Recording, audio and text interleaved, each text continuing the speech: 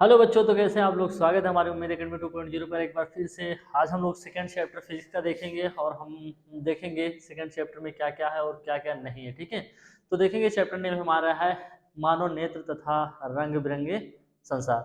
बढ़ेंगे तो सबसे पहले हमें पता चलेगा मानव नेत्र होता क्या है। ठीक है, मानव नेत्र में क्या क्या कार्य होते हैं, कैसे होता है, उसके बारे में हम लोग जानेंगे। और मानव नेत्र कार्य क्या करता है, कहाँ पे कौन सा कार्य करता है, उसके बारे में जानेंगे। बने रहिए वीडियो में, देखेंगे हम लोग आगे। ठीक है, तो सबसे पहले जानेंगे हम लोग मानव नेत्र होता क्या है, इसके बारे में कैसे है, क्या है, उसके बारे में हम लोग देखेंगे। तो उससे पहले देखेंगे हमारा चैप्टर क्या है बेटा, मानव नेत्र तथा रंग बिरंगे संसार। ये हमारा चैप्टर नेम है, तो चैप्टर नेम देखते चलेंगे और आगे हम लोग पढ़ते रहेंगे। ठीक है, मानव नेत्र क्या है इसके बारे में देखेंगे। आ जाओ यहाँ पे देखते हैं। मानव नेत्र की संरचना कुछ इस प्रकार होती है, जो यहाँ पे सब कुछ बताया गया। पुतली कैसे होती है और भी अदर चीजें कैसे होती है। तो मानव नेत्र क्या होता है, मानव नेत्र, ठीक है, होमेनायो एक अत्यंत संवेदनशील और जटिल प्राकृतिक ऑप्टिकल यंत्र है। ठीक है, यहाँ पे क्या है, एक प्राकृतिक ऑप्टिकल यंत्र है जिसकी सहायता से हम अपने आसपास की वस्तुओं को देख पाते हैं। जो हमारे आसपास की जो वस्तु होती है, मानव नेत्र के द्वारा, यानी जो हमारी आंखें होती हैं उसके द्वारा हम किसी आसपास की वस्तु को देख पाते हैं। ठीक है, आगे बढ़ेंगे तो यह एक कैमरे की तरह कार्य करता है। यह जो कैमरा होता है उसकी तरह जो हमारी आंखें होती है वो क्या करती है, कार्य करती है। आगे बढ़ेंगे बेटा, और प्रकाश को अंदर लेकर, क्या प्रकाश को अंदर लेकर उसे रेटिना तक, रेटिना पर फोकस करता है जहां छवि बनाती है। ठीक है, जहां पर एक छवि बनती है, बाद में यह छवि मस्तिष्क तक पहुंचाता है। यानी जो छवि बनती है रेटिना तक पहुंचाता है, उसके बाद जो छवि बनता है उसे क्या मस्तिष्क तक पहुंचाता है, जिससे एहसास होता है कि यहाँ पे कोई वस्तु रखी हुई है। ठीक है, और हम वस्तुओं को स्पष्ट रूप से देख पाते हैं या पहचान पाते हैं। ठीक है, यहाँ पे हमें पता चला कि मानव नेत्र होता क्या है, मानव नेत्र से हमें कार्य क्या होता है। एक बार यहाँ से देखेंगे, यहाँ छवि बनाती है, बाद में यह छवि बाद में यह छवि मस्तिष्क तक पहुंचाई जाती है और हम वस्तुओं को स्पष्ट रूप से क्या करते हैं, पहचान पाते हैं या देख पाते हैं। ठीक है, अब हम लोग आगे बढ़ेंगे। मानव नेत्र, हमें पता चला कि मानव नेत्र होता क्या है, या कैमरे की तरह कार्य करता है, या प्राकृतिक ऑप्टिकल यंत्र है, प्राकृतिक के द्वारा यह यंत्र दिया जाता है। ठीक है, सभी ह्यूमन मतलब जितने भी मानव हैं, जितने और मानव द्वारा जितने भी कुछ मतलब हम कह सकते हैं प्रकृति के द्वारा जितने भी मानव या फिर जो जंतु दिए जाते हैं, सब में क्या दी जाती है, आई दी जाती है, यानी आंख दी जाती है। ठीक है, अब आगे बढ़ेंगे तो सबसे पहले हम देखेंगे मानव नेत्र की संरचना कैसे होती है। ठीक है, मानव नेत्र की संरचना किस प्रकार होती है, बढ़ेंगे आगे। ठीक है, मानव नेत्र एक गोलाकार होता है। कैसे होता है, मानव नेत्र एक गोलाकार होता है, प्रकाश संवेदी होता है, अंग होता, प्रकाश संवेदी अंग होता है, जो कैमरे की तरह क्या करता है, कार्य करता है, या प्रकाश को ग्रहण करके उसे रेटिना पर फोकस कराता है। किस पे, रेटिना पर बेटा फोकस कराता है। ठीक है, रेटिना क्या होता है आगे हम जानेंगे। ठीक है, रेटिना पर फोकस कराता है और फिर बनी बनी हुई छवि को मस्तिष्क तक क्या करता है, पहुंचाता है, जिससे हमें वस्तु को स्पष्ट रूप से क्या करते हैं, देख पाते हैं। जो वस्तु होता है जिसे हम स्पष्ट रूप से क्या करते हैं, उसे देख पाते हैं। यह लगभग कितने सेंटीमीटर का होता है, 2.5 सेंटीमीटर का होता है, यानी हम कह सकते हैं 2.5 सेंटीमीटर व्यास का होता है। यहाँ पे बेटा पॉइंट हो सकता है, ऑब्जेक्टिव में, एमसीक्यू में जो हमारा नंबर होगा ये पूछ सकते हैं। ठीक है, 2.5 सेंटीमीटर यानी 2.5 सेंटीमीटर का होता है, और इसमें कोई महत्वपूर्ण प्रत्यय, मतलब कई महत्वपूर्ण प्रत्यय होती हैं, जिसे वह संरचना होती है। मतलब इसकी जो संरचनाएं होती है हम आगे जानेंगे, इसके कई महत्वपूर्ण होते हैं, उसके बारे में जानेंगे। ठीक है, सबसे पहले बताया गया यहाँ पे मानव नेत्र के मुख्य भाग और उनकी परिभाषाएं क्या क्या होती हैं, उसके बारे में जानेंगे। इसके भाग है क्या क्या होती हैं और इसकी संरचनाएं क्या कैसी होती है, उसके बारे में हम लोग जानेंगे। सबसे पहले आता है कॉर्निया। क्या होता है, कॉर्निया होता है, या किस प्रकार कार्य करता है मानव नेत्र में, उसके बारे में हम लोग जानेंगे। यह आंख का, जो यह आंख होता है, हमारी जो आंख होती है, यह आंख का बाहरी पारदर्शी हिस्सा होता है। क्या होता है, पारदर्शी। पारदर्शी का मतलब बेटा होता है जिसके आर पार दोनों तरफ हम लोग देख सके, वो हमारा क्या होता है, पारदर्शी माध्यम होता है। ठीक है, प्रकाश सबसे पहले इसी पर प्रवेश करता है, किस पे, कार्निया पर प्रवेश करता है। ठीक है, प्रकाश सबसे पहले इसी पर प्रवेश करता है, या प्रकाश को मोड़ने यानी अपवर्तन का प्रमुख कार्य करता है। ठीक है, प्रकाश को मोड़ने तथा अपवर्तन का, यानी अपवर्तन का मतलब ही होता है मोड़ने का कार्य करता है। जो कार्निया हमारी होती है यह कार्य करता है किसका, प्रकाश को मोड़ने का। सबसे पहले प्रकाश किस पे पड़ता है, तो कार्निया पे पड़ता है। ठीक है, यह क्या होता है, बाहरी पारदर्शी माध्यम होता है। दूसरे नंबर पे हम बात करेंगे पुतली क्या होती है। ठीक है, इस पे बात करेंगे पुतली क्या होती है, इसके बारे में हम लोग जानेंगे। चलो जानते बेटा, यह आंख के बीच का काला छिद्र होता है। जो हमारे आंख के बीच में बेटा काला छिद्र होता है उसे हम कहते हैं पुतली कहते हैं। क्या कहते हैं, पुतली कहते हैं। अब आगे जब बढ़ेंगे तो हमें पता चला यह आंख के बीच का काला छिद्र होता है, यह प्रकाश के यह बेटा यह प्रकाश के प्रवेश की मात्रा को नियंत्रित करता है। जब प्रकाश हमारी आंखों पे पड़ता है उसको क्या करता है, नियंत्रित करता है, ठीक है, उसको नियंत्रित करता है। अधिक प्रकाश पड़ेगा तो पुतली क्या होती है, सिकुड़ जाती है। जब अधिक हमारे आंखों पे अधिक प्रकाश पड़ने से हमारी क्या होती है, पुतली क्या होती है, सिकुड़ जाती है, ठीक है। अब आगे बात करेंगे, जब कम प्रकाश पड़ेगा, क्या हमारे नेत्र पर यानी हमारी आंख पर जब कम प्रकाश पड़ेगा तो पुतली क्या हो जाती है, फैल जाती है। यहाँ पे बेटा दो पॉइंट होते हैं, अधिक प्रकाश पड़ने से पुतली सिकुड़ जाती है और कम प्रकाश पड़ने पे पुतली क्या हो जाती है, फैल जाती है। अब हम बात करेंगे आइरिस क्या होती है, ठीक है। इसका संरचना ही है बेटा, उसकी जो वो भाग है, मानव नेत्र के ये सब भाग हैं, ठीक है, जो संरचनाएं होती है वही सब हम लोग पढ़ रहे हैं अभी। हम लोग आइरिस की बात करेंगे, किसकी, आइरिस क्या होता है यह जानेंगे। यह रंगीन भाग होता है, क्या होता है, मानव नेत्र का यह क्या होता है, एक रंगीन भाग होता है जो पुतली के आकार को नियंत्रित करता है। जो कम अधिक करता है, अधिक प्रकाश पड़ेगा तो पुतली को सिकोड़ देगा, कम पड़ेगा तो क्या करेगा, पुतली को फैला देगा, उसको क्या करता है, नियंत्रित करता है। क्या करता है बेटा, नियंत्रित करता है। आइरिस, जो आइरिस होता है बेटा, आइरिस ही पुतली को छोटा बड़ा करता है। जैसे हमने बताया यहाँ पे अधिक प्रकाश पड़ने पर पुतली सिकुड़ जाती है, कम प्रकाश पड़ने पर पुतली क्या हो जाती है, फैल जाती है। तो वही जो आइरिस होता है, आइरिस ही पुतली को छोटा व बड़ा करता है, ठीक है। यहाँ पे पॉइंट सारे बच्चे यहाँ तक समझ गए, सारे बच्चे यहाँ तक समझ गए। आगे बढ़े हम लोग, बेटा एकदम आसान तरीके से हम लोग करेंगे, ठीक है। क्रिस्टलीय लेंस क्या होता है हमारा, ठीक है। क्रिस्टलीय लेंस हमारा क्या होता है, यानी जिसे हम आई लेंस कहते हैं, क्या कहते हैं, आई लेंसेस कहते हैं, इसके बारे में हम जानेंगे। यह हमारा क्या होता है, एक पारदर्शी उत्तल होता लेंस होता है। क्या कौन सा होता है, यह पारदर्शी उत्तल लेंस होता है, जिसके बारे में हम लोग पढ़ने वाले, ठीक है। यह क्रिस्टलीय लेंस हमारा होता है, यानी आई लेंसेस होता है। प्रकाश को रेटिना पर फोकस करता है। जो प्रकाश हमारा होता है उसे क्या करता है, रेटिना पर क्या करता है, फोकस करता है। यह मोटा पतला होकर दूर और पास की वस्तुओं को क्या करता है, स्पष्ट दिखाई देता है। जो हमारा क्रिस्टलीय लेंस होता है, इसके बारे में बात करेंगे, फिर से देखते हैं। यह पारदर्शी उत्तल लेंस होता है, इसके बारे में आगे बात करेंगे। प्रकाश को रेटिना पर फोकस कराता है।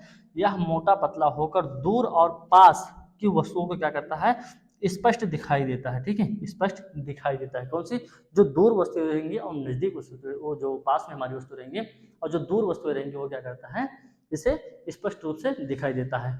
आगे बढ़ेंगे, थोड़ा सा नोट करते चलेंगे बेटा, स्क्रीनशॉट लेते चलोगे, नोट्स बनाते चलोगे। बहुत ही आसान तरीके से आप लोग बता रहे हैं, आप लोग को बताना चाहते हैं हम कि अब बेटा हम लोग के पास टाइम कम बचा है, इसकी वजह से हम लोग आसान तरीके से जानेंगे।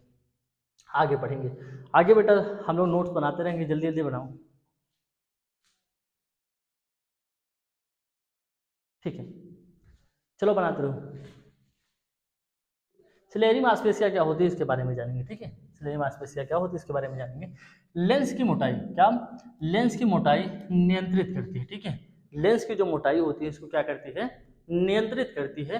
पास की वस्तुओं की, पास की वस्तुओं के लिए लेंस मोटा, दूर की वस्तुओं के लिए लेंस पतला बनाती है। जो सिलेरी हमारी होती है बेटा, पास की वस्तुओं के लिए लेंस को मोटा और दूर की वस्तुओं के लिए पतला बनाता है, ठीक है। बेटा रेटिना क्या होता है, अभी हमने कहा थोड़ी देर आगे बढ़ेंगे, थोड़ा सा आगे बढ़ेंगे, रेटिना जानेंगे। रेटिना क्या होता है, रेटिना का हमारी मानव नेत्र जो हमारी आंखें होती है इसमें कार्य क्या होता है, ठीक है, इसमें जानेंगे हम लोग। यह आंख क्या करता है, यह आंख की आंतरिक परत होती है। जो हमारी आंख होती है इसकी आंतरिक परत होती है, कहाँ पे, आंतरिक परत होती है। यह प्रकाश संवेदी कोशिकाओं होती है, जिसे हमने कहा यह प्रकाश संवेदी कोशिकाएं होती हैं। आगे बढ़ेंगे, क्या करेंगे, रॉड्स क्या होता है हमारा, रॉड्स कम प्रकाश में देखने के लिए किसका प्रयोग होता है, रॉड्स का। कम प्रकाश में देखने के लिए किसका होता है, रॉड्स का। ये कॉन्स क्या होता है, कॉन्स के बारे में देखेंगे। रंग देखने के लिए प्रयोग किया जाता है, किसका, कॉन्स का प्रयोग किसका किया जाता है, रंग को देखने के लिए। वस्तु का वास्तविक उल्टा और छोटा प्रतिबिंब यही बनाता है। कौन जो होता है, वस्तु का वास्तविक उल्टा और छोटा प्रतिबिंब बनाता है, कौन, रेटिना बनाता है, ठीक है। ऑप्टिक नर्व क्या होता है बेटा, ऑप्टिक नर्व क्या होता है इसके बारे में हम जानेंगे। आगे बढ़ेंगे। रेटिना पर बनी छवि, हमारे किस पे, रेटिना पर बनी छवि को मास्तिक तक पहुंचाती है। कौन से, ऑप्टिक जो नर्व होता है, जो हमारी मानव नेत्र पे रेटिना पे जो प्रकाश पड़ता है तो उसको मस्तिष्क तक पहुंचाता है, तो ऑप्टिक नर्व पहुंचाता है, ठीक है। रेटिना पर बनी छवि को मस्तिष्क तक पहुंचाने का कार्य करता है, कौन करता है, ऑप्टिक नर्व करता है। मस्तिष्क छवि को सीधा करके पहचानने योग्य बनाता है, ठीक है। जो ऑप्टिक नर्व हमारा होता है मस्तिष्क छवि को, इसको मस्तिष्क छवि तक, यानी जो मस्तिष्क तक पहुंचाएगा, जिससे हमें एहसास होता है कि ये वस्तु यहाँ पे रखी हुई है, मस्तिष्क छवि को सीधा करके पहचानने का योग्य बनाता है। कौन सा? ऑप्टिक नर्व जो हमारा होता है बेटा। आगे बढ़ेंगे तो आगे जो हम पढ़ेंगे तो क्या हमारा हो जाएगा, दृष्टि पटल क्या होता है। क्या होता है? दृष्टि पटल क्या होता है, जल्दी से बेटा नोट्स करेंगे, इससे पहले वाला नोट करो, उसके बाद हम लोग आगे बढ़ते हैं। ज़्यादा देर क्लासेस नहीं चलेंगी, तो आप लोग जल्दी जल्दी नोट करते रहें, हाथ में पेन लेके कॉपी लेके बैठे, ठीक है, जल्दी जल्दी करते रहेंगे बेटा। हमने क्या बताया, रेटिना क्या होती है, जरूरी चीज़ हमारी क्या होती है, रेटिना क्या होती है बेटा, ऑप्टिक नर्व क्या होता है, दोनों चीज़ बहुत ज़्यादा जरूरी है, इसको हम जब देखेंगे तो एक बार फिर से देख लेते हैं जो, ठीक है, एक बार हम लोग फिर से देखते हैं, रेटिना को फिर से देखते हैं, क्योंकि रेटिना का बार बार प्रयोग किया जाता है, बार बार नाम लिया जाता है, तो इसको हम जब देखेंगे तो रेटिना क्या होता है एक बार फिर से देखते हैं, समझ लेते हैं बेटा, ठीक है, समझाते हैं आप लोगों को। रेटिना होता क्या है, मानव नेत्र में रेटिना कार्य क्या करता है, ये होता क्या है, कैसे करता है, क्योंकि रेटिना पे जब प्रकाश पड़ता है तो रेटिना कार्य क्या करता है उसको देखेंगे। यह आंख की आंतरिक परत होती है, क्या होती है, आंतरिक परत होती है, ठीक है। यह प्रकाश की संवेदी कोशिकाएं होती हैं, क्या होती हैं, प्रकाश की संवेदी कोशिकाएं होती हैं। रॉड्स क्या होता है, ठीक है, रॉड्स कम प्रकाश में देखने के लिए प्रयोग किया जाता है, किसका, रॉड्स का प्रयोग किया जाता है। दूसरा हमें बताया कौन सा क्या होता है, रंग को देखने के लिए हमें किसका प्रयोग किया जाता है, कौन सा प्रयोग किया जाता है, वस्तु। अब बात करेंगे रेटिना कार्य क्या करता है, वस्तु का वास्तविक, जैसे कोई वस्तु है उसका वास्तविक आकार बताने में कार्य करता है, उल्टा और छोटा प्रतिबिंब यही बनाता है, कौन, रेटिना बनाता है, ठीक है बेटा। आगे बढ़ेंगे तो ऑप्टिक नर्व क्या होता है, इसके बाद में हम लोग जानेंगे तो क्या होता है ऑप्टिक नर्व, ठीक है। रेटिना पर बनी, जो रेटिना पर बनी छवि को मस्तिष्क तक पहुंचाती है या पहुंचाने का कार्य कौन करता है, ऑप्टिक नर्व करता है, ठीक है।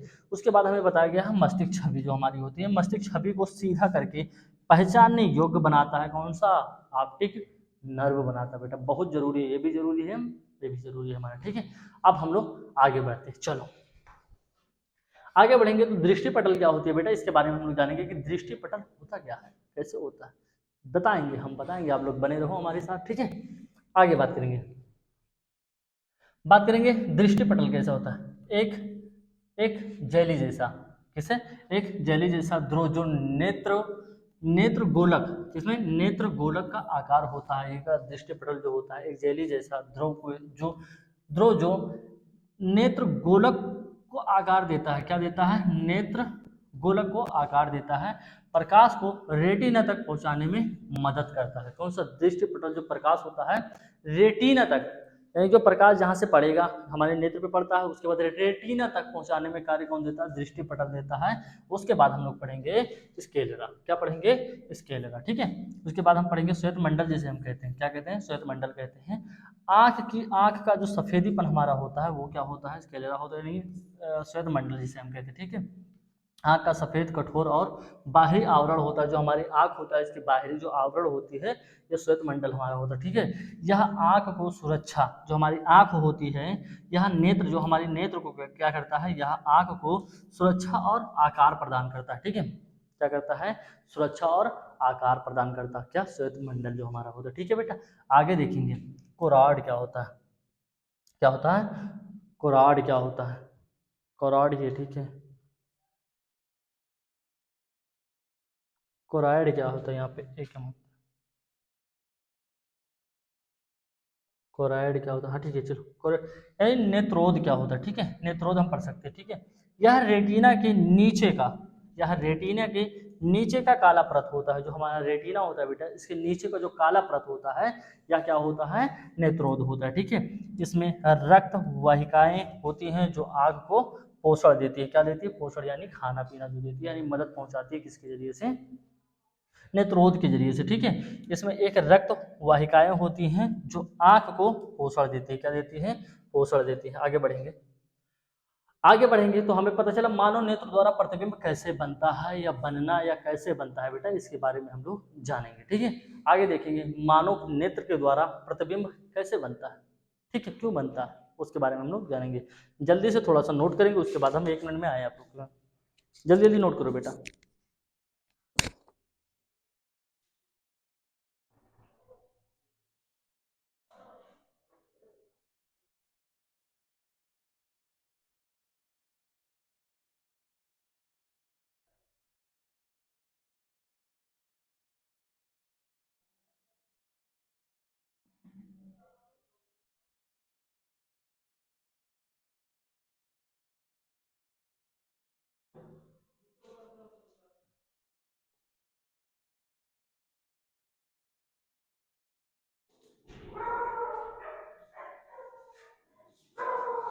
ठीक है बेटा, चलो आगे बढ़ते हैं। ठीक है,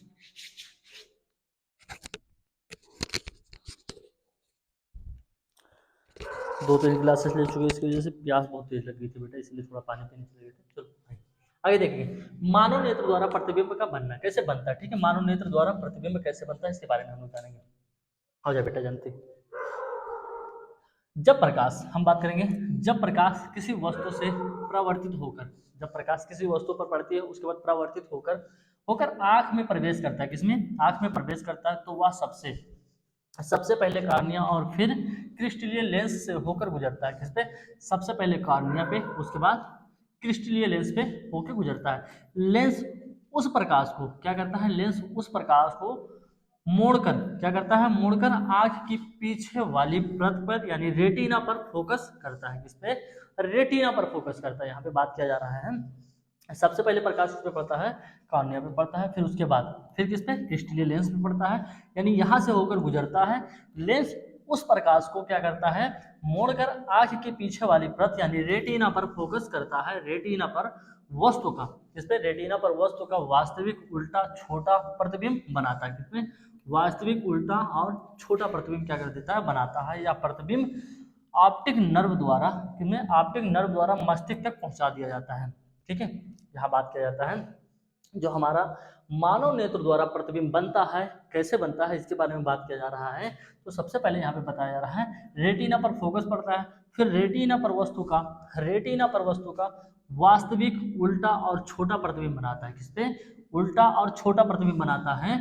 यह प्रतिबिंब ऑप्टिक नर्व द्वारा, किसके, ऑप्टिक नर्व द्वारा मस्तिष्क तक, किससे, मस्तिष्क यानी हमारे दिमाग तक पहुंचा दिया जाता है।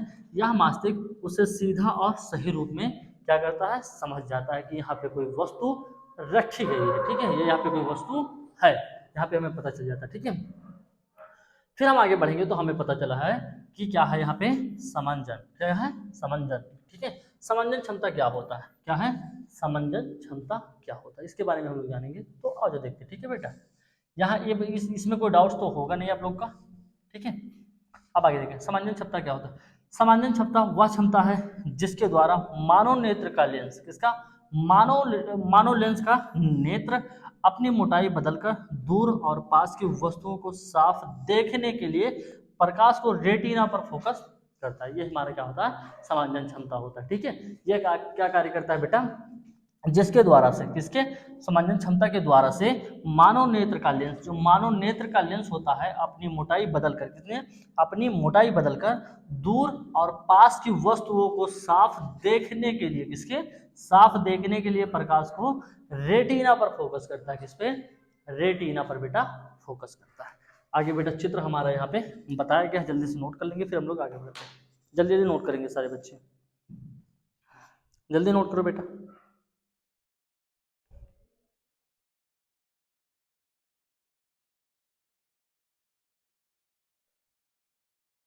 जल्दी से सारे बच्चे नोट करेंगे, उसके बाद आगे बढ़ते हैं।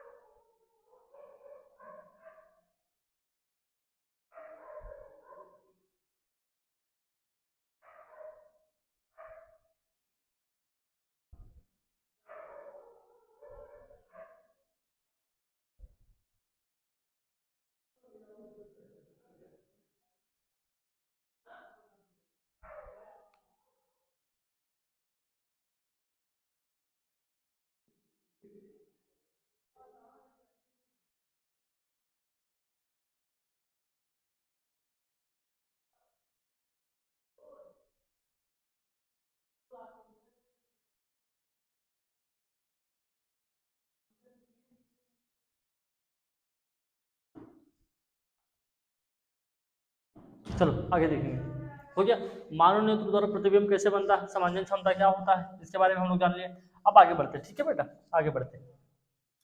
दृष्टि दोष तथा उनके संशोधन कैसे होते हैं, इसके बारे में हम लोग जानेंगे। दृष्टि दोष तथा उनके संशोधन कैसे होते हैं, इसके बारे में जानेंगे। यहाँ पे दोष बताया भी जा रहा है, देखो यहाँ पे लेंस भी रखा हुआ है, दोष भी बताया है। ठीक है, अब बात करेंगे दृष्टि दोष तथा उनका संशोधन कैसा होता है। जब आंख, जब बेटा क्या, जब आंख प्रकाश की सही अपवर्तन नहीं कर पाती है, क्या, जब हमारी आंख होती है इसका सही अपवर्तन नहीं कर पाती, यानी हमारी जो प्रकाश होती है इसको मोड़ नहीं पाती है, तो उसका क्या करता है, नहीं कर पाती है, और प्रतिबिंब रेटिना पर स्पष्ट नहीं बनाता है। क्या, प्रतिबिंब जो होता है रेटिना पर सही नहीं, यानी स्पष्ट सही नहीं बनाता है, तब इसे दृष्टि दोष कहते हैं। क्या कहते हैं, तब इसे दृष्टि दोष कहते हैं। इन दोषों को उचित लेंस यानी चश्मे की सहायता से क्या कर सकते हैं हम लोग, ठीक कर सकते हैं। जो हमारा लेंस है यानी दृष्टि दोष है तथा उनका संशोधन कैसे, संशोधन का मतलब सही कैसे किया जा सकता है, तो इसमें बताया क्या है, जब आंख प्रकाश का सही अपवर्तन नहीं कर पाता, यानी प्रकाश को मोड़ नहीं पाता, ठीक है,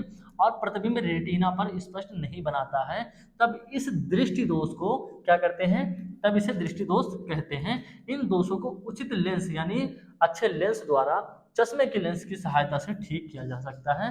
अब हम बात करेंगे दृष्टि दोष के प्रकार तथा उनकी परिभाषाएं क्या होती हैं और संशोधन कैसे होता है, उसके बारे में जानेंगे। ठीक है, आज जानते हैं। सबसे पहले हम बात करेंगे निकट दृष्टि दोष क्या होता है बेटा।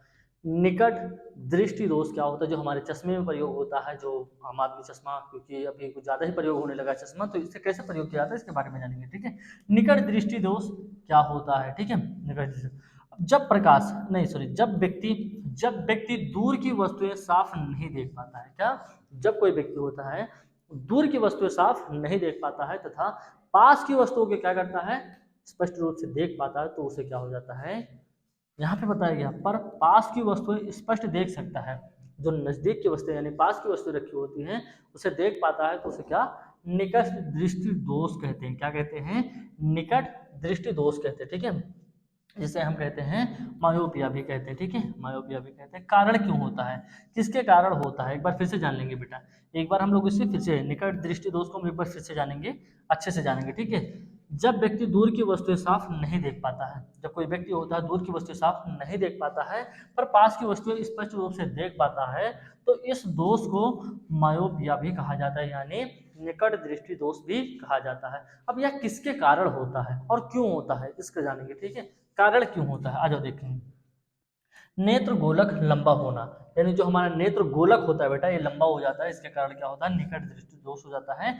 लेंस की फोकस दूरी कम हो जाना, जो हमारी लेंस होती है आंख में जो लेंस होती है बेटा इसकी फोकस दूरी क्या हो जाती है, कम हो जाती है, जिससे हमें निकट दृष्टि दोष हो जाता है। ठीक है, प्रतिबिंब, क्या, प्रतिबिंब रेटिना के आगे बनता है, जो हमारा प्रतिबिंब होता है बेटा वो रेटिना के आगे बन जाता है, जिससे हमें क्या हो जाता है, निकट दृष्टि दोष हो जाता है। अब बेटा हम इसे सही कैसे कर सकते हैं, इसमें संशोधन कैसे कर सकते हैं, उसके बारे में जानेंगे, आज जानते हैं। संशोधन क्या, अवतल लेंस, अवतल लेंस से ठीक किया जा सकता है, जो हमारा आंख में लगेगा बेटा, जो हमें चश्मे में लगेगा, अवतल लेंस से इसे क्या किया जा सकता है, ठीक किया जा सकता है। आगे बढ़ेंगे बेटा। ठीक है, आगे बढ़ेंगे। अब दूर दृष्टि दोष क्या होता है बेटा, दूर दृष्टि दोष क्या होता है इसके बारे में जानेंगे। ठीक है, जब व्यक्ति पास की वस्तु स्पष्ट रूप से देख नहीं पाता, यानी साफ देख नहीं पाता, जब कोई व्यक्ति होता है व्यक्ति पास की वस्तुएं साफ नहीं देख पाता है तथा दूर की वस्तुएं क्या होता है, पर दूर की वस्तु स्पष्ट देख सकता है, यानी साफ साफ देख सकता है, तो इसे हम लोग क्या कहते हैं, दूर दृष्टि दोष कहते हैं। ठीक है, अब क्यों होता है, कारण, आगे कारण जानेंगे बेटा, कारण जानेंगे। ठीक है, कारण, नेत्र गोलक छोटा हो जाना, क्या, नेत्र गोलक जो होता है छोटा होने के कारण ये हमारा क्या हो जाता है, दूर दृष्टि हो दोष हो जाता है। अब निकट दृष्टि दोष क्यों हो जाता था, क्योंकि जो हमारा नेत्र गोलक था यह लंबा हो जाता था, जिसके कारण हो जाता है, लेकिन यहाँ पे क्या हो जाता है, छोटा हो जाता है, इसके कारण क्या होता है, दूर दृष्टि दोष हो जाता है।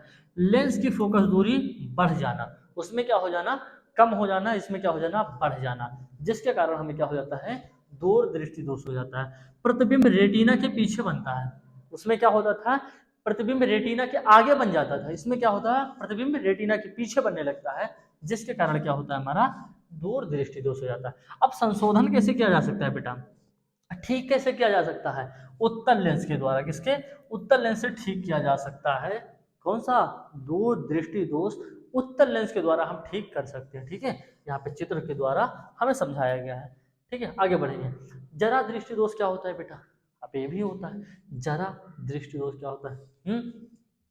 आगे बढ़ेंगे, परिभाषा क्या बताया गया, उम्र बढ़ने पर, उम्र बढ़ने पर सिलेरिया मांसपेशियों की शक्ति घट जाती है। किसकी? सिलेरिया मांसपेशियों की शक्ति घट जाती है और पास की वस्तुएं क्या होती है? स्पष्ट दिखाई नहीं देती है। इसे हम लोग क्या कहते हैं? जरा दृष्टि दोष कहते हैं। ठीक है, इसे हम लोग क्या कहते हैं? जरा दृष्टि दोष कहते हैं।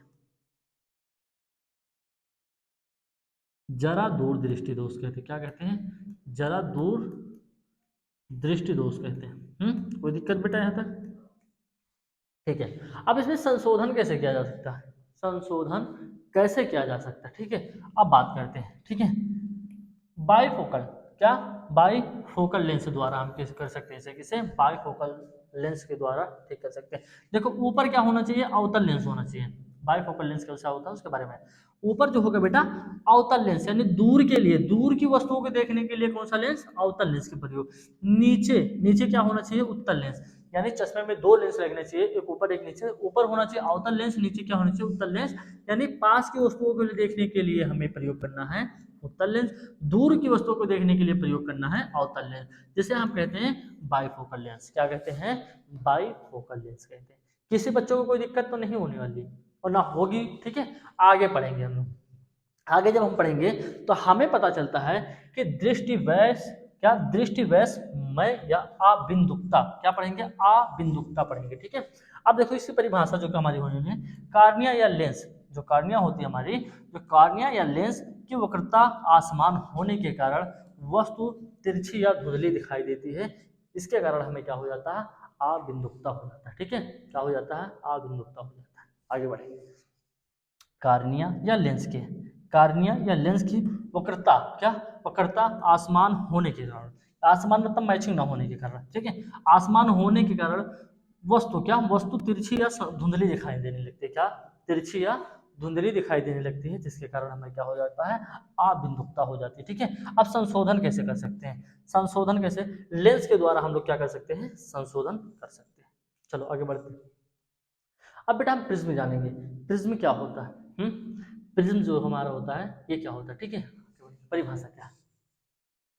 प्रिज्म एक पारदर्शी ज्यामितीय ठोस है। अब पारदर्शी क्या होता है बेटा? क्या होता है? पारदर्शी क्या होता है? पारदर्शी थोड़ी देर पहले बताए हैं। जैसे कोई हमने एक गिलास ले लिया, एक कांच ले लिया, एक दर्पण ले लिया, जिससे हमें पता चलता है पार की, उस पार की वस्तु भी दिख रही है और इस पार की वस्तु भी दिख रही है, वो हमारा क्या होता है?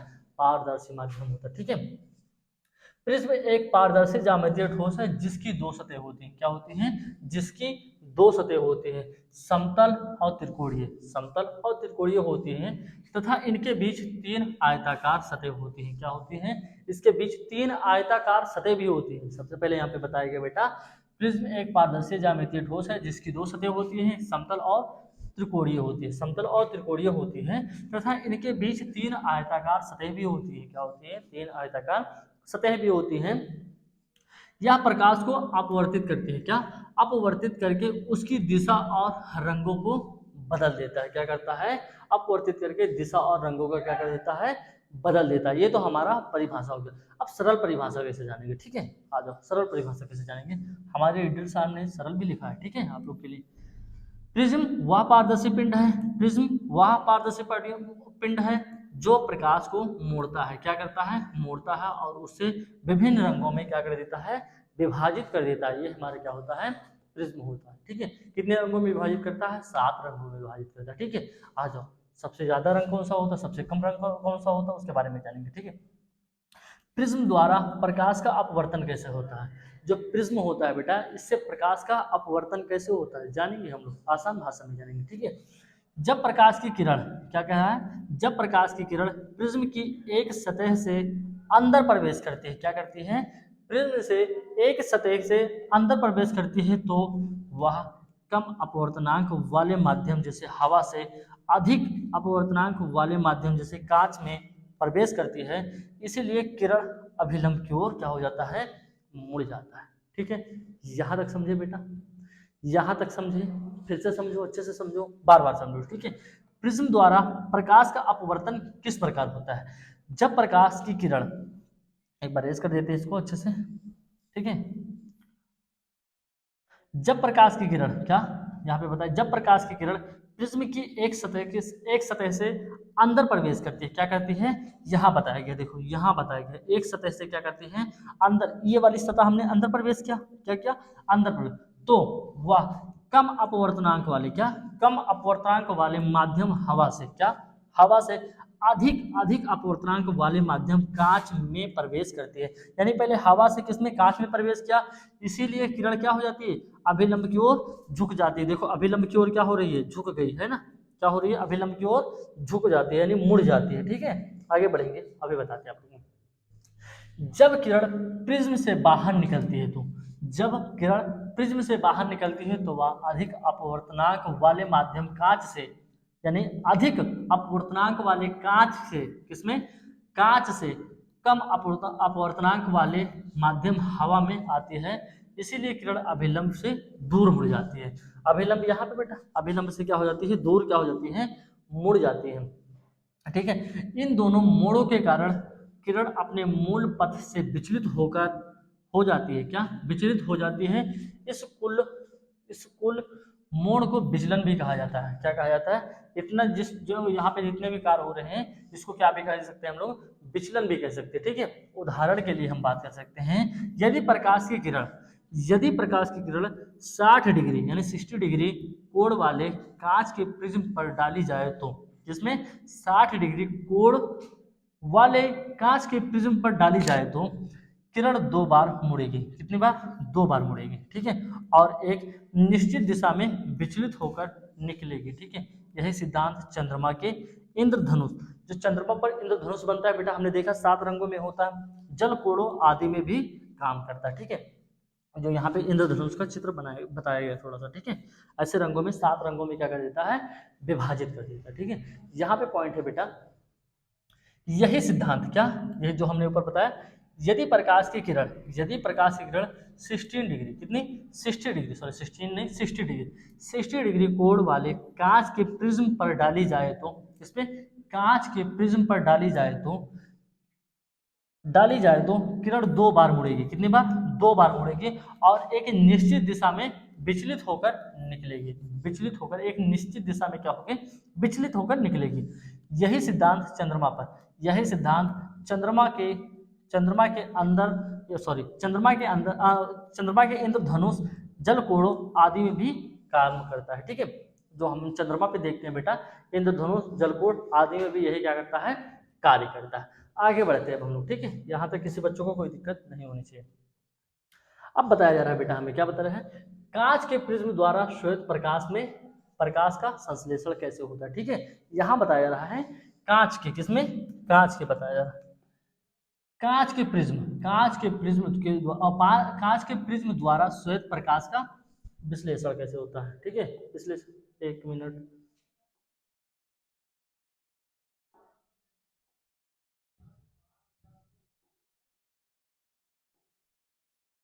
आगे, ठीक है, आ जाओ। श्वेत प्रकाश कई रंगों में मिश्रण होता है, जो इसमें प्रकाश होता है, जैसे हमने कहा प्रिज्म जो प्रकाश मानते हैं, उसके मतलब करते हैं, उसे हमें पता चलता है श्वेत प्रकाश कई रंगों में मिश्रण होता है। अब देखेंगे, बैगनी, जामुनी, नीला, हरा, पीला, नारंगी, लाल, इतने रंगों में क्या होता है, परिवर्तित होता है, यानी रंगों में मिश्रण होता है। जब श्वेत प्रकाश कांच के प्रिज्म से गुजरता है तो, जब श्वेत प्रकाश कांच के प्रिज्म से गुजरता है तो क्या होता है, आगे बात करते हैं। ठीक है, कैसे होता है, प्रत्येक रंग, क्या, प्रत्येक रंग का अपवर्तनांक अलग होता है, क्या होता है, प्रत्येक रंग का अपवर्तनांक अलग होता है। बेटा हम पानी पी ले थोड़ा सा, जल्दी से देखेंगे तब तक।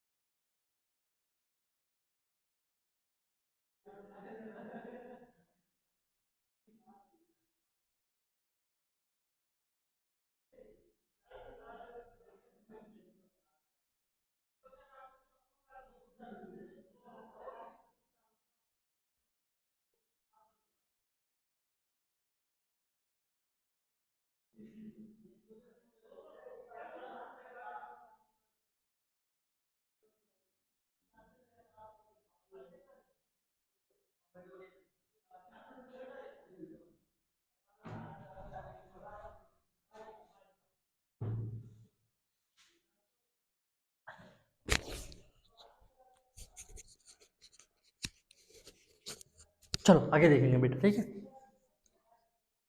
आगे देखेंगे, यहाँ पे बताया जा रहा है कांच के प्रिज्म द्वारा श्वेत प्रकाश का विश्लेषण कैसे होता है, ठीक है। अब कैसे होता है आगे जानेंगे। श्वेत प्रकाश कई रंगों में क्या होता है, मिश्रण होता है, मतलब इसमें कई रंग मिलकर बनते हैं, ठीक है। नंबर 1 बैगनी, जामुनी, नीला, हरा, पीला, नारंगी, लाल, इतने रंग होते हैं, ठीक है। अब हम बात करेंगे कैसे होता है, गुजरता कैसे बेटा। जब प्रिज्म में प्रकाश जाती है तो उसमें गुजरता कैसे, ठीक है। जब श्वेत प्रकाश कांच के किसमें बेटा, कांच के प्रिज्म से गुजरता है, ठीक है। एक मिनट बेटा, ठीक है। जब श्वेत प्रकाश कांच के प्रिज्म से गुजरता है, ठीक है, प्रत्येक रंग का अपवर्तनांक अलग अलग होता है। जो हमारा अपवर्तनांक होता है बेटा, ये किसमें होगा, अलग अलग होगा, ठीक है।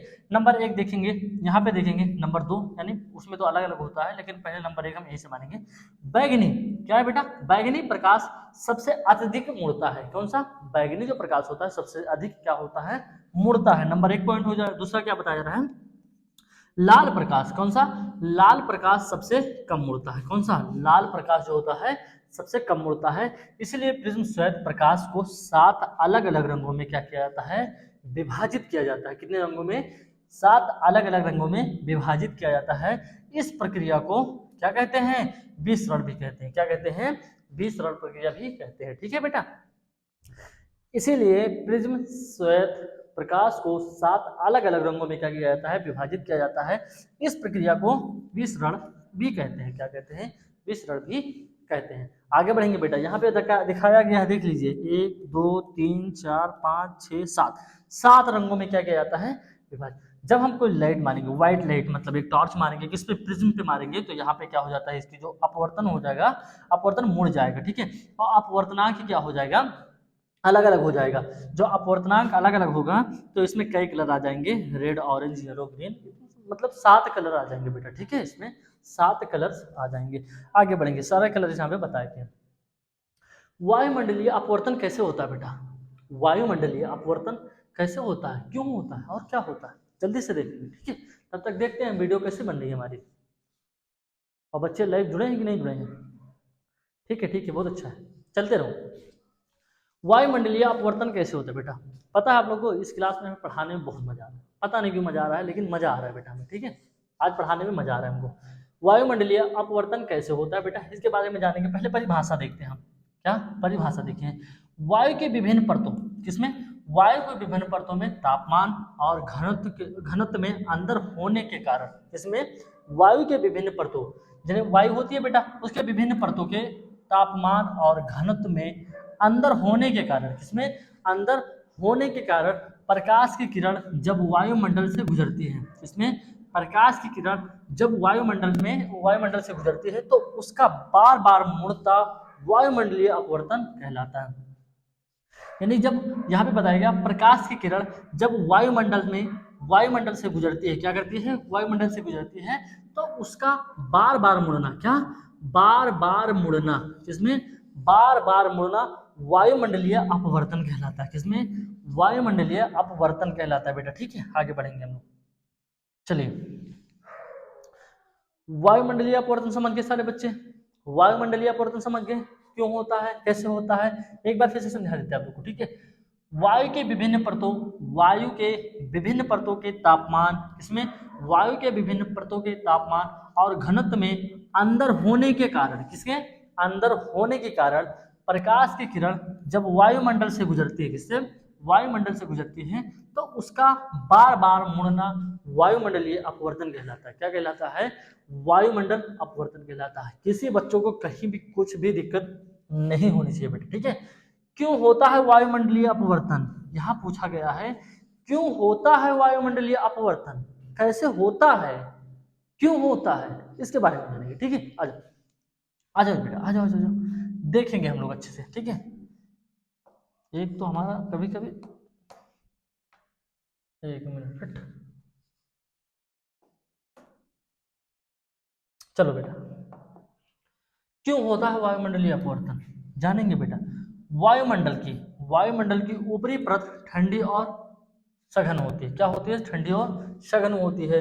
इसके कारण होता है नीचे की परत गर्म, बेटा क्या होती है, गर्म और कम सघन होती है। इसके कारण क्या होता है, वायुमंडलीय अपवर्तन होता है।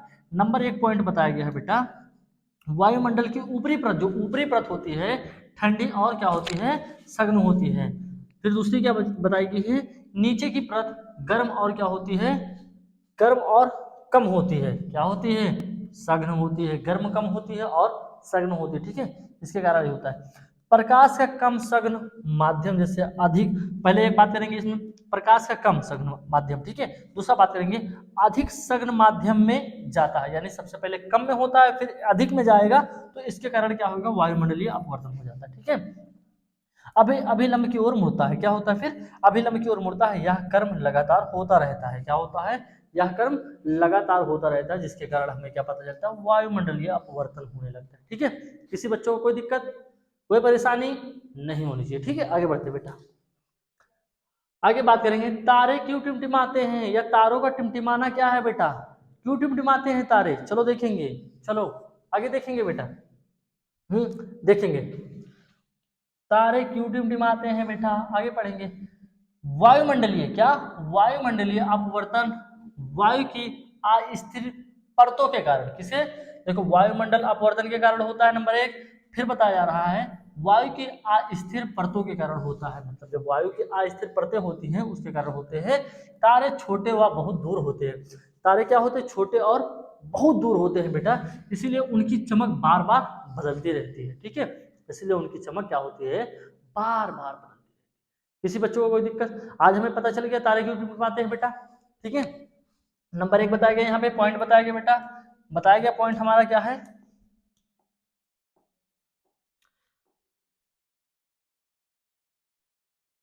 पॉइंट बताया गया, पॉइंट को देखेंगे बेटा। वायुमंडलीय क्या, वायुमंडलीय अपवर्तन और वायु, वायुमंडलीय अपवर्तन वायु की अस्थिर परतों के कारण होता है।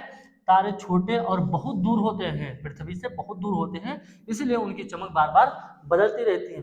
ग्रह क्यों नहीं टिमटिमाते हैं बेटा, बात करते हैं, जो ग्रह होते हैं वो क्यों नहीं टिमटिमाते हैं, किस लिए नहीं टिमटिमाते हैं, इसके बारे में जानेंगे।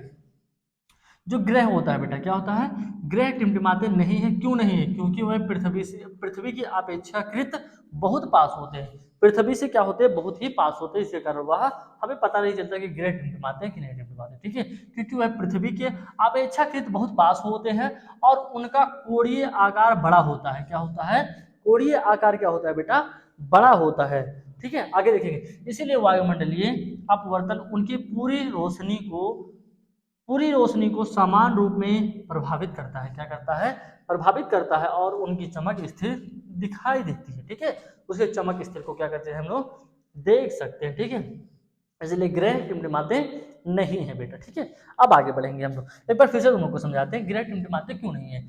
ग्रह टिमटिमाते क्यों नहीं, क्योंकि वह पृथ्वी के अपेक्षाकृत बहुत पास होते हैं, क्या होते हैं, पृथ्वी के अपेक्षाकृत बहुत पास होते हैं, और उनका कोणीय आकार बहुत बड़ा होता है, क्या होता है, कोणीय आकार बहुत बड़ा होता है, इसीलिए वायुमंडलीय अपवर्तन उनकी पूरी रोशनी को समान रूप में प्रभावित करता है और उनकी चमक स्थिर दिखाई देती है, ठीक है। अब हम बात करेंगे प्रकाश का परिकिरण क्या होता है, प्रकाश का परिकिरण क्या होता है, इसके बारे में जानेंगे। जब प्रकाश की किरणें, पॉइंट है बेटा यहाँ पे, ठीक है, इंपॉर्टेंट है बेटा। जब प्रकाश की किरणें वायुमंडल में मौजूद धूल कणों, गैस या सूक्ष्म कणों से टकराकर चारों दिशाओं में क्या हो जाती है, फैल जाती है, किसमें, चारों दिशाओं में फैल जाती है, तो इस प्रकाश को परिकिरण कहते हैं, क्या कहते हैं, इसे प्रकाश का परिकिरण कहते हैं, ठीक है बेटा।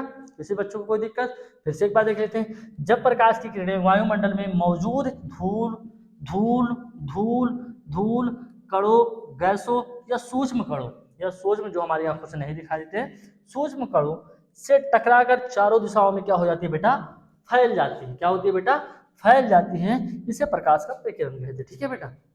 क्यों होता है प्रकाश का परिकिरण, क्यों होता है प्रकाश का परिकिरण, इसके बारे में जानेंगे, ठीक है। वायुमंडल में मौजूद छोटे छोटे कण प्रकाश को अलग अलग मात्रा में बिखेर देते हैं। नंबर 1 पॉइंट बताया जा रहा है, वायुमंडल में मौजूद छोटे छोटे कण प्रकाश को अलग अलग मात्रा में क्या कर देते हैं, बिखेर देते हैं, इसके कारण होता है नीला प्रकाश। देखो यहाँ पे बेटा, नीला प्रकाश सबसे ज्यादा बिखरता है। क्या होता है? जो नीला प्रकाश होता है सबसे ज्यादा पृथ्वी पर बिखरता है। लाल प्रकाश सबसे कम बिखरता है, ठीक है, इसीलिए परिकिरण हो जाता है बेटा। क्यों होता था परिकिरण? इसके कारण होता था परिकिरण, ठीक है। अब परिकिरण क्या होता है? परिकिरणों का उदाहरण देखिए। आकाश नीला दिखाई देना, क्योंकि नीले किरणें अत्यधिक परिकिरण होती है बेटा, ठीक है। आकाश नीला दिखाई देना क्योंकि नीली जो किरणें होती हैं अत्यधिक परिकिरित होती है, ठीक है। सूर्योदय, सूर्योदय, सूर्योदय और सूर्य अस्त लाल दिखना क्यों होता है? क्योंकि लाल रंग कम परिकिरित होता है बेटा। धुआं या धूल में प्रकाश फैलना, धुआं या धूल में प्रकाश फैलना, ठीक है बेटा। यहां तक किसी बच्चों को दिक्कत? टिंडल प्रभाव क्या होता है बेटा? हम पढ़ेंगे टिंडल प्रभाव क्या होता है। अब आगे देखेंगे परिभाषा क्या है। जब प्रकाश की किरण, क्या? जब प्रकाश की किरण किसी, एक मिनट, हाँ, कोलाइड। जब प्रकाश की किरण किसी कोलाइड या अत्यंत सूक्ष्म कणों से भरे माध्यम से, किसमें? भरे माध्यम से गुजरती है, और वह कण प्रकाश की बिखेर कर, यानी प्रकाश को बिखेर कर उसका मार्ग दिखाई देने योग्य बना देती है, तो इसे टिंडल प्रभाव कहते हैं। क्या कहते हैं? टिंडल प्रभाव कहते हैं। यहां से एक बार फिर से देखेंगे। वह कण प्रकाश को क्या कर देती है? बिखेर कर उसका मार्ग दिखाई देने योग्य बना देती है। क्या करने लगती हैं? उसका मार्ग दिखाई देने योग्य बना देती हैं, तो इसे क्या कहते हैं? टिंडल प्रभाव कहते हैं। आगे बढ़ेंगे बेटा, आगे बढ़ेंगे। टिंडल प्रभाव वह घटना है बेटा, एक यहाँ पे टिंडल प्रभाव वह घटना है जिसमें कोलाइडिल, हाँ सॉरी बेटा, कोलाइडिल कण प्रकाश को बिखेर कर उसके मार्ग, कोलाइडिल कण जो होता है प्रकाश को बिखेर कर उसके मार्ग को दृश्य बनाता है, बना देते हैं या बनाता है, ठीक है, बना देते हैं। उदाहरण, धूप में धूल के कारण दिखाई देने वाली प्रकाश की किरणें, लकीरें, हाँ, ठीक है। यहाँ बताया गया है, उदाहरण बताया गया है, धूप में धूल के कारण दिखाई देने वाली प्रकाश की लकीरें। कब होता है ये? कब होता है बेटा? उसके बारे में जानेंगे, ठीक है। जब कणों का आकार इतना बड़ा हो कि वह प्रकाश को बिखेर सके। यहाँ नंबर 1 पॉइंट बताया जा रहा है। जब कणों का आकार इतना बड़ा हो कि वह प्रकाश को बिखेर सके, माध्यम पारदर्शी हो, लेकिन उसमें क्या ना हो? सूक्ष्म कण उपस्थित हो, ठीक है, लेकिन उसमें सूक्ष्म कण जो हो उपस्थित हो। उदाहरण के लिए, कैमरे में धूल होने पर धूप की किरणें स्पष्ट दिखाई देना, ठीक है। कैमरे में धूल होने पर धूप की किरणें जो होती है क्या होने लगती है? स्पष्ट दिखाई देने लगती हैं। नंबर 2, जंगल में पेड़ों के बीच से आती हुई सूरज की किरणें, जब हम देखते हैं जंगल में जाते हैं बेटा, तो उसमें जो किरण आती है वो किससे रेख होती है? उसमें हमें क्या होता है? प्रकाश दिखाई देने लगता है, ठीक है। प्रोजेक्टर की रोशनी धुएं वाले कैमरे की सीधा दिखाई देना बेटा, ठीक है। आगे बढ़ेंगे बेटा, आगे बढ़ेंगे। स्वच्छ आकाश का रंग नीला क्यों दिखाई देता है? साफ आकाश का रंग नीला क्यों दिखाई देता है? आ जाओ जानते हैं बेटा, ठीक है। स्वच्छ आकाश का रंग नीला क्यों दिखाई देता है, इसके बारे में जानेंगे। स्वच्छ आकाश का रंग नीला दिखाई देता है क्योंकि वायुमंडल के सूक्ष्म कण नीले रंग की किरणों को परिकिरण सबसे अधिक होता है। क्या होता है? परिकिरण सबसे अधिक होता है, और लाल रंग की किरणें बहुत कम परिकित होती है। इसीलिए नीले किरणें हमारी आंखों तक ज्यादा मात्रा में पहुंचती हैं। इसी कारण आकाश का रंग क्या होता है बेटा? नीला दिखाई देता है, क्योंकि जो नीला रंग होता है वो हमारी आंखों को क्या करता है बेटा? ज्यादा प्रभावित करता है। इसके कारण हमें आकाश का रंग नीला दिखाई देता है, और लाल रंग हमारी आंखों को कम प्रभावित करता है।